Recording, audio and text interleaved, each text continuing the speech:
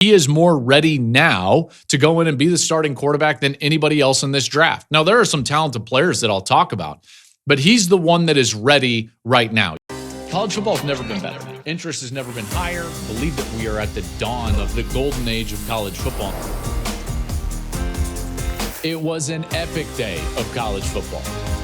It was one of those days where you fall in love with the sport all over again.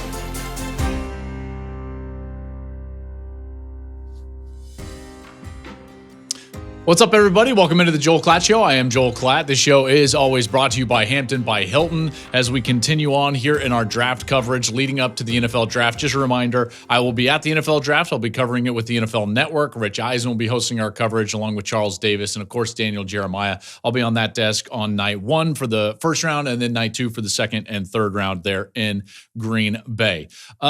Listen, I love this time of year. I think it's really exciting, and this is one of my favorite lists to do. I'm going to give you my top 5 quarterbacks available in this year's NFL draft. That's coming straight up. But first, just remember, go rate and review us wherever you're listening to this podcast, and more importantly, go subscribe on the YouTube channel. That's really where all of our content is going. It's heading, and we have a lot of exclusive YouTube content, not only up on the YouTube channel, but also coming to you in the Understanding Football series. So you're going to want to get over there, subscribe to the channel, click that notification button so you know when all of our content drops, and then get in the comments as well. I've been trying to get down there and chat it up with some of you as well. If you want to follow us on social media, you can do so wherever you like to social media. At Joel Klatt Show is where you can find us out on social. Okay, let's get started here. I'm going to go with the top 5 quarterbacks. And truth be told, I'm actually going to talk about 9 guys here.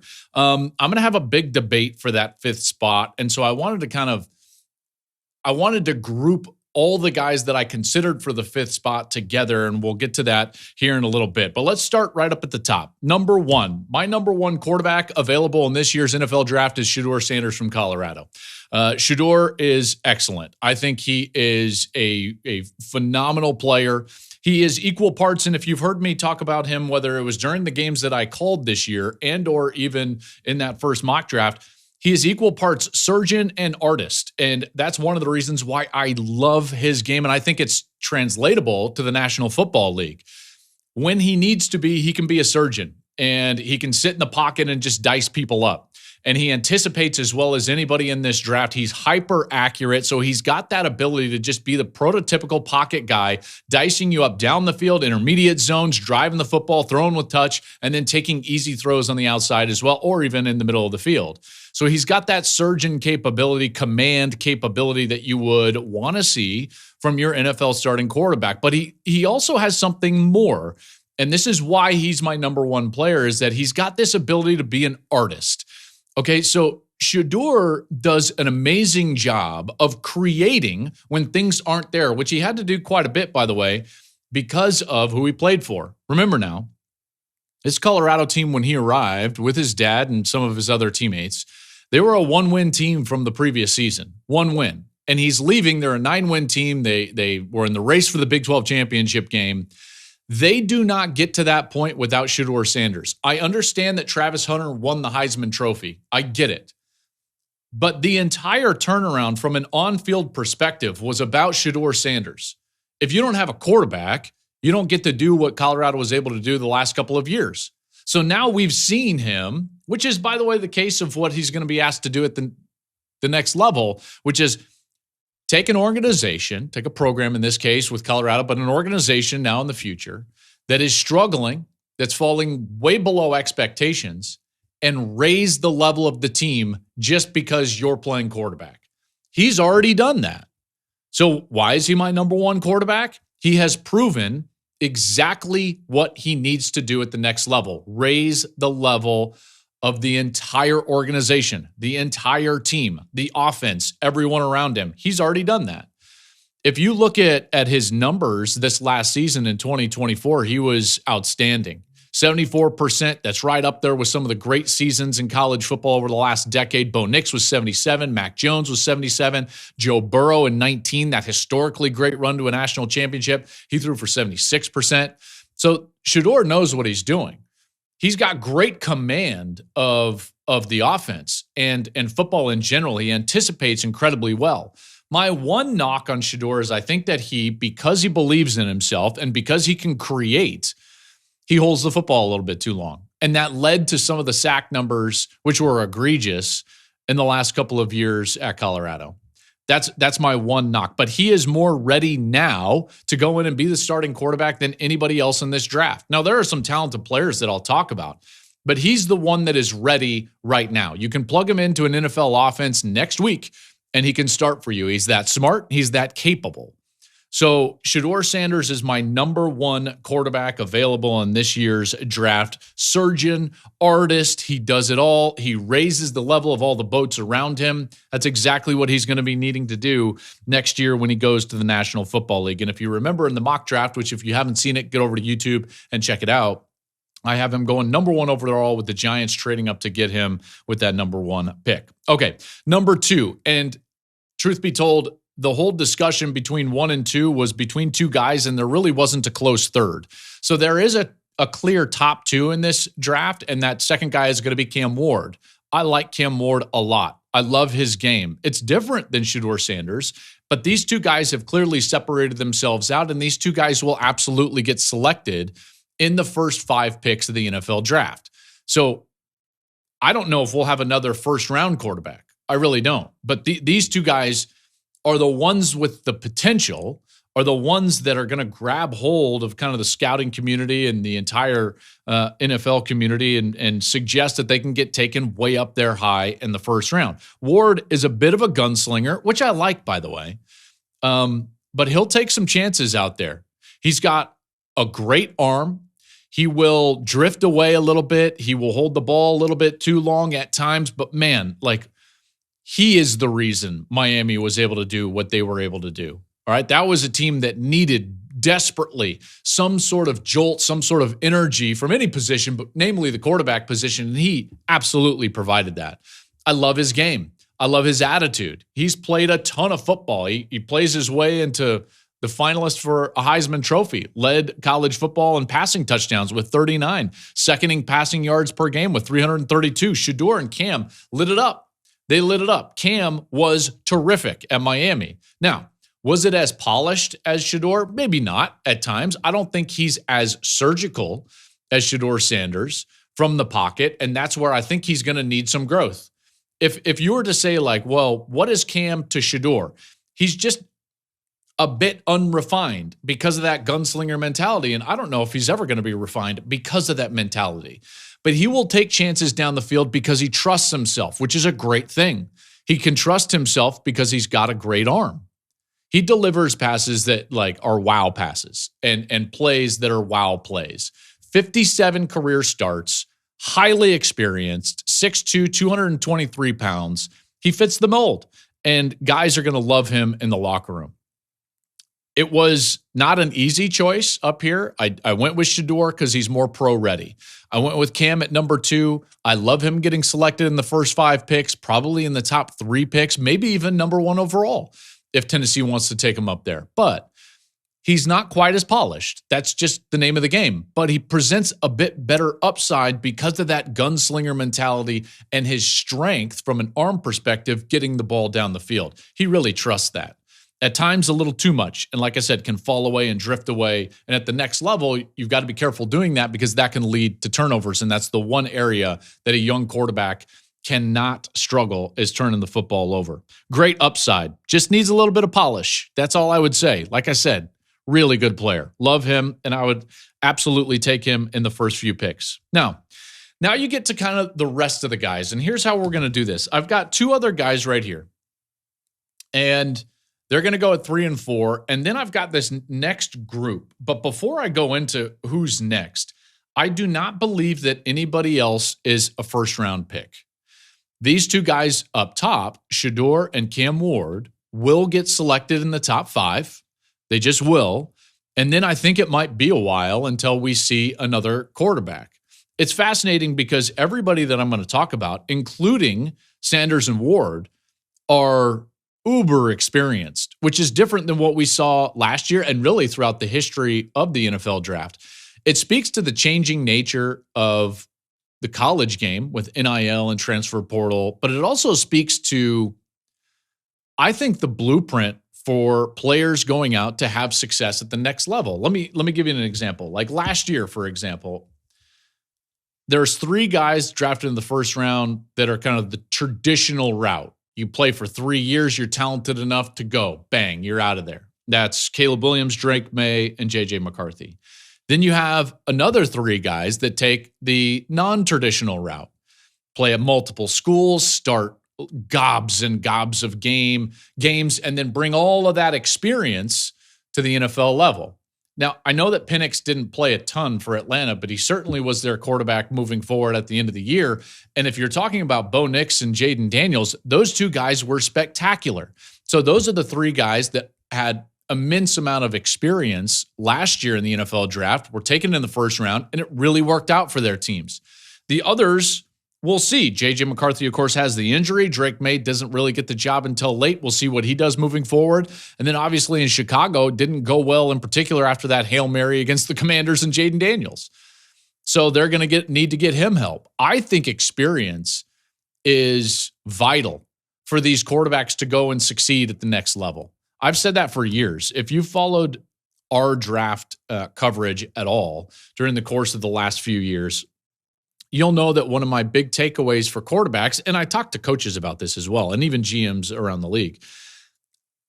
If you look at the Super Bowl winning quarterbacks, ever since Brady won his first, so really, since 2000, what you'll find is, generally speaking, and there's only a couple of exceptions really, but like generally speaking, the quarterbacks that end up winning Super Bowls are highly experienced college quarterbacks. And they've got 30, 35, 40 starts under their belt at the college level before they even go to the National Football League. They've got thousands of passing attempts in their belt in college football before they go to the National Football League. That's every one of the guys this year. And that speaks to the 2 things. Speaks to the changing nature of college. You can make enough money where you can stay. You don't have to jump to the National Football League, but it also speaks to this draft class. I've already talked to you about Shedeur and Cam. They're going to get selected in the top 5. Are either of them better than any of the 6 that were drafted last year? I don't know. I think getting selected in the top 5 this year is going to be based more on need than it is you just got to take these guys. Now, having said that, this group as a whole is more experienced. Okay, and we might not have the upside of maybe last year's draft, but there is some experience, and let's get into some of that. Let's go to number 3. I'm going to go with the Ole Miss quarterback. That's Jaxson Dart is going to be my 3rd quarterback. Jaxson Dart at number 3. Okay, let me start with what I really like about Jaxson Dart. First and foremost, he's a solid athlete, okay? And so if you put him on the field in the National Football League, he's not going to get overwhelmed. He's going to be able to escape a little bit. And from that standpoint, I like his game. I also like how quickly he can get the ball out of his hands. If you're looking at Lane Kiffin's offense, you're going to see quite a bit of RPOs, quite a bit of what I would consider to be like ratio throws or now throws. Those are the throws, meaning like the leverage is correct based on the ratio of the defense, and you're just going to take a free completion right away. Okay, so those ratio throws, leverage throws, whatever you want to call them, he excels in that. And so the ball is out of his hands quickly. He also excels right down the middle of the field. The seam throws, those hash marks, that's where Lane Kiffin loves to attack, is right down the seam. And he did a great job of that for Ole Miss. He really did. This is a guy, again, with a ton of experience. First team All-SEC in 2024, led the FBS in yards per attempt at over 10. He's a 3-year starter with 41 career starts under his belt. He's got good size, not great size, but good size. He's 225 pounds. He's 6'2". I like his game. Now, where are the struggles? Well, the reason he's not going to be a first-round pick, or at least in my estimation, unless someone reaches, is that he's got to show a better command after the second read. So you heard me talk about he does a great job of getting the ball out of his hand quickly. That's right. When he can get the ball out of his hand fast, an RPO, a ratio or leverage throw, a seam ball right down the seam, which is generally the first or second read, he's very good. But as soon as he needs to go from the early foundation, number 1, number 2, and try to get to 3 or 4, he quickly loses connection with his feet and what's going on with his eyes, and then it can kind of deteriorate. It deteriorated against Florida, right? And he turned the football over. That wasn't very good for them, which I brought up to Lane on Twitter. But generally speaking, if he's in rhythm, if the ball can leave his hand quickly, it's solid. I like it a lot.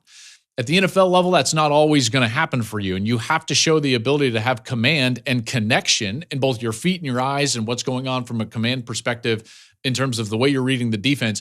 You have to show that to 3, to 4, and the ability to control the entire field, a full field read, and that's where I think he's going to need some growth.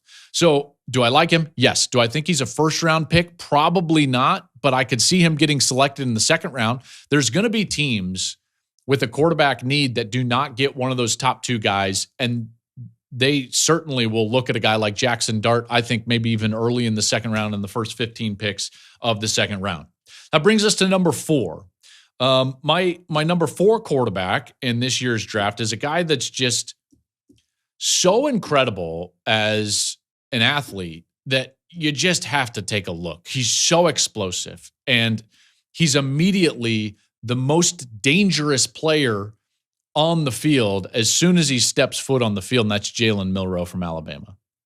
So listen, Jalen Milroe is a guy that's going to be polarizing in this whole setting because people are going to get mad if you call him just a running quarterback.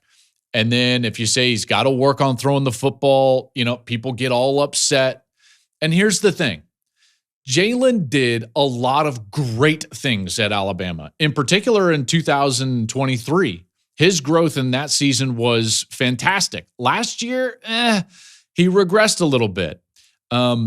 Generally speaking, this is when I watch Jalen Milroe, this is what I see.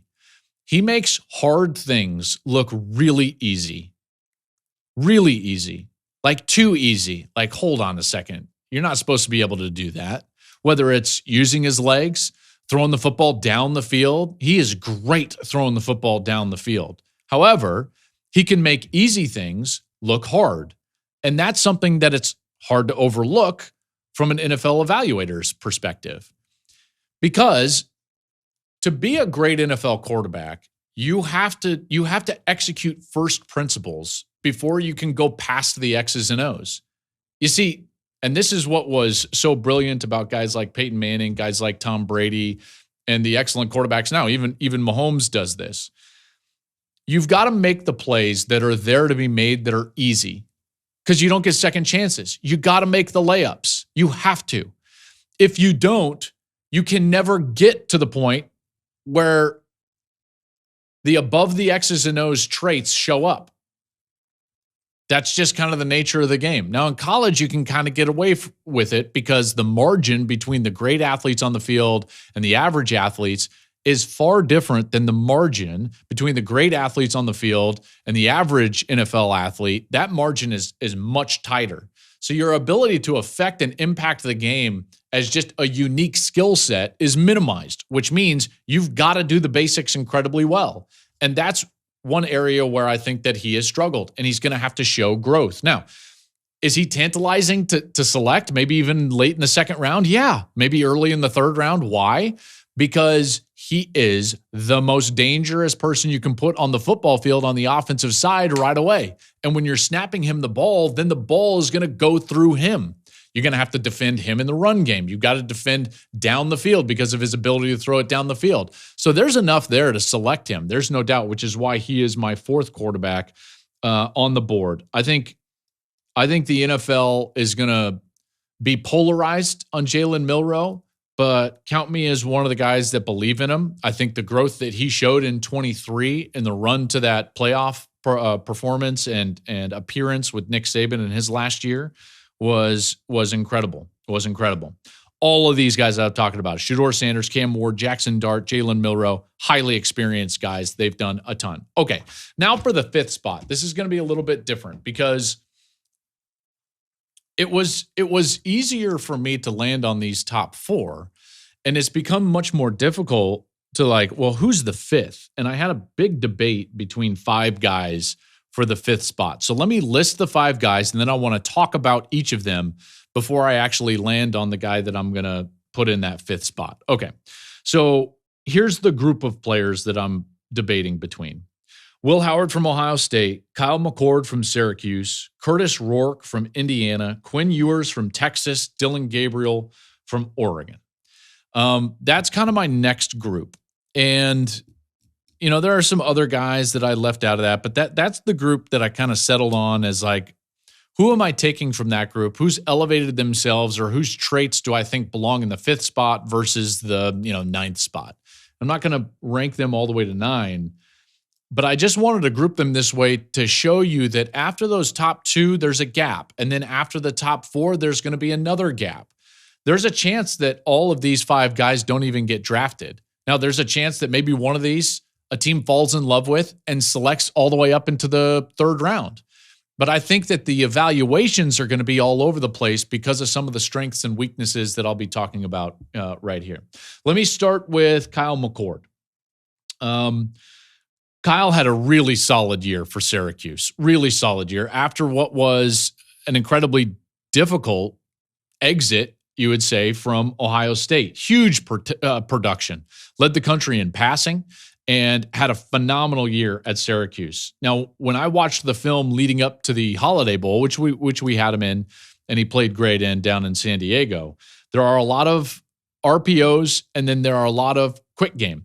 And he did a great job of getting the football out of his hands quickly. Now, truth be told, he anticipated much better than he did the previous year at Ohio State. He worked through progressions much better than he did the previous year at Ohio State. And overall, he was just a much better player. Like I said, that's how you lead the country in passing, 368 yards per game. Set an ACC record, by the way, for passing yards in a season at just over, 4,770, something along those lines. He did that in the bowl game. So there's a lot to like about his game, including this idea that he overcame a difficulty already in his life. You see, I used to have this theory, and when I was briefly with the Lions, John Kitna was the starting quarterback, and Josh McCown was one of the backups, and Dan Orlovsky was also with us. And we used to talk a lot about you can't be an only child quarterback. And I'm not talking about where these guys came from an upbringing standpoint, as much as it is that we believed through our history playing the position that it paid huge dividends to go through something difficult, to go through a quarterback battle, to go through something difficult, to be benched at some point in your career, because you learn a lot about yourself. And quarterbacks that just have it handed to them and they're always the number one guy and just, hey, he's QB1, no questions asked. We called them only child quarterbacks. And so there's something to be said about a guy that has dealt with adversity, come through it, and really performed well on the other side. And that's exactly what Kyle McCord did this last year after leaving Ohio State and getting a spot at Syracuse. When I talked to Fran Brown in the lead up to that Holiday Bowl, he kept talking about how he just gave the keys to the program to Kyle McCord. I thought it was so interesting when talking to Fran Brown, because he said, there's me, there's Kyle, and then there's the rest of the coaching staff, not just everybody else, the coaching staff. So he put Kyle above the other coaches in terms of who had the keys to the program. So that's how much he thought of him, his experience level and his maturity. And he delivered with a great season, and Syracuse obviously had a great year. Now, he wouldn't always find the right spot with the football in his past. Sometimes at Ohio State, he would struggle with that. He did a better job of that at Syracuse. But that's one area where I would want to see continued progress from Kyle McCord. All right, here's another one of these 5 guys. Let's go with Quinn Ewers. Okay, so Quinn Ewers, the potential is obviously there with Quinn Ewers. He has been a highly rated quarterback for a long time, and rightly so. The guy makes a lot of big-time throws, I would say NFL throws. He's smart. He does things from an arm talent perspective that other guys just don't do. He can throw off platform and do it accurately. He can throw going to his left. He can throw going to his right. So there's a lot to love about his game. It is there. Now, I wish he was a little bit bigger. He's only about 210 pounds, 6'2", 210. I think that that's led to some of the injury issues that he's had at Texas, and he wasn't always reliable for staying on the field. Now, it was better this last year, but he still got banged up. Arch had to go in. So we've still yet to see Quinn go through a year and not get banged up, and that's worrisome from the NFL's perspective. Potential is there. NFL throws are there. He's got great command of the system. He knows where to go with the football. He's dealt with high pressure environments, being the number one quarterback his whole life, even going up to Ohio State and then back down to Texas. It's been there. Now, he does an amazing job throwing with touch. Great accuracy, and he throws with touch as well or better than anybody else on the list today. Because of that, I do think he can rely on that a little bit too much. So there are times when I'm watching film and I really want him to drive the football into a tight window area, in particular in intermediate zones. And he throws with touch to those zones. And I'm just telling you right now, that won't work all the time at the NFL level. He's going to have to find some more velocity, or at least be willing to step up and really drive the football onto the frame of the wide receiver in some intermediate spots. That's going to be crucial for him. And I think that's one of the reasons why he won't get selected up high is the injury issue. And then that issue, like I said, relies a lot on touch. All right, next up, Kurtis Rourke. I'm a huge fan of Kurtis Rourke, and you might even be surprised that I put him in this group of 5. I believe Kurtis Rourke is going to find a spot in the NFL. He's huge, first of all, big frame. And I tell you what, man, when you watch his film, majority of the film outside of playing Ohio State, at Ohio State and Notre Dame, it was exquisite. When he's in rhythm, man, he is in rhythm. And he does an incredible job of finding the right spot with the ball. His offense in his past was not like the offense that he ran at Indiana, and yet he came in and he learned it right away, and he did a great job with it. He dissected coverages really fast. He goes in there to Indiana. He's the reason why they're a playoff team, second team all Big Ten, kind of led them 29 passing touchdowns, only 5 interceptions, makes great decisions with the ball. He's got 46 career starts, also going back to his time at Ohio.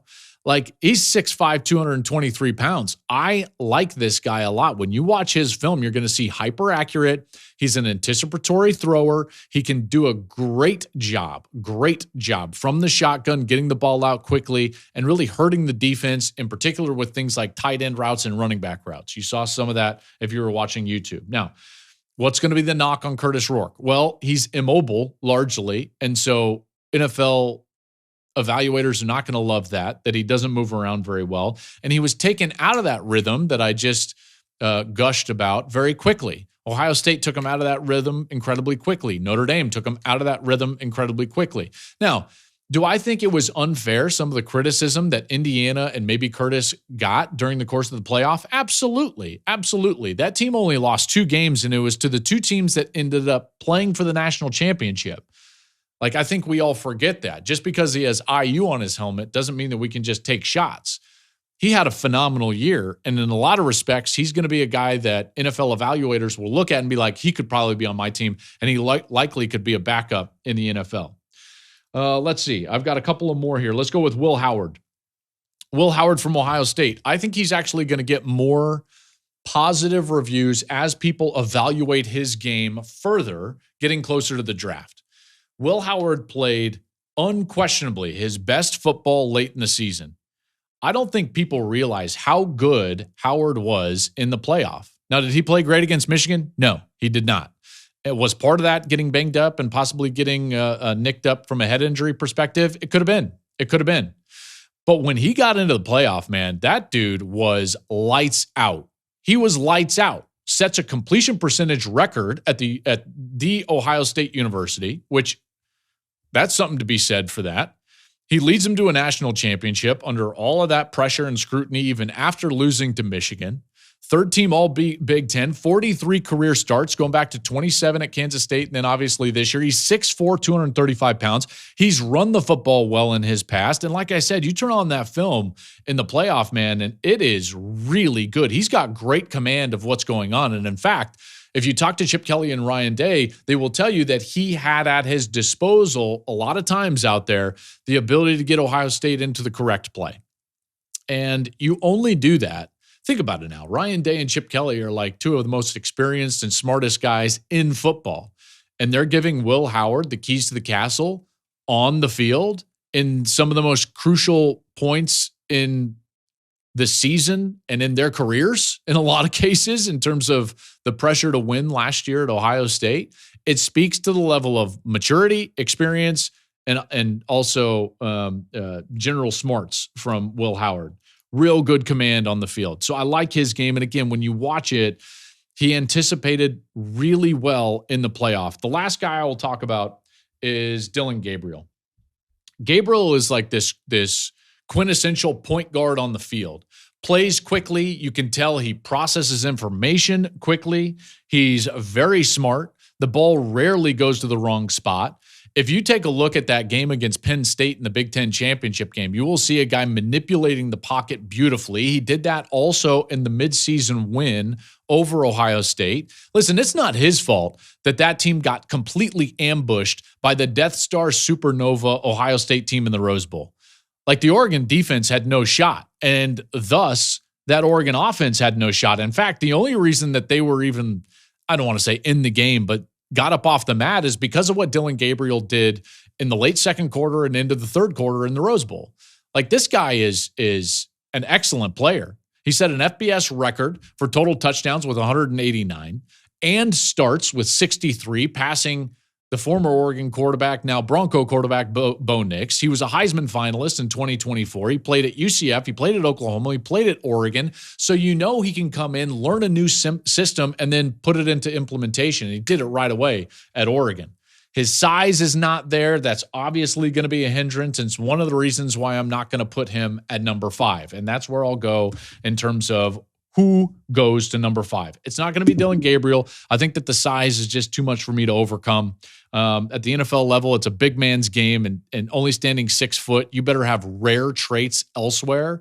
And that's not really what Gabriel has. I thought about all of these guys. At first, I was kind of leaning towards Kyle McCord. Then I went towards a Quinn Ewers. And then I finally, as I was watching that playoff run, and I was watching what Will Howard did and his size, his ability to run, his anticipation of the playoffs, I'm going to go with Will Howard from Ohio State at number 5. With the caveat being that I don't think it's a clear-cut difference between him and those other 4 guys that I talked about. The clear-cut difference is between 4 and 5 and then 2 and 3. So you're going to have really 3 distinct tiers in this year's NFL draft as it relates to quarterbacks. The top 2, Shedeur Sanders and Cam Ward. Then you're going to have some combination of Jaxson Dart and Jalen Milroe. And then you're going to kind of have everybody else. Do I think all of those guys are going to get drafted? Probably, likely, but I don't know about too many more.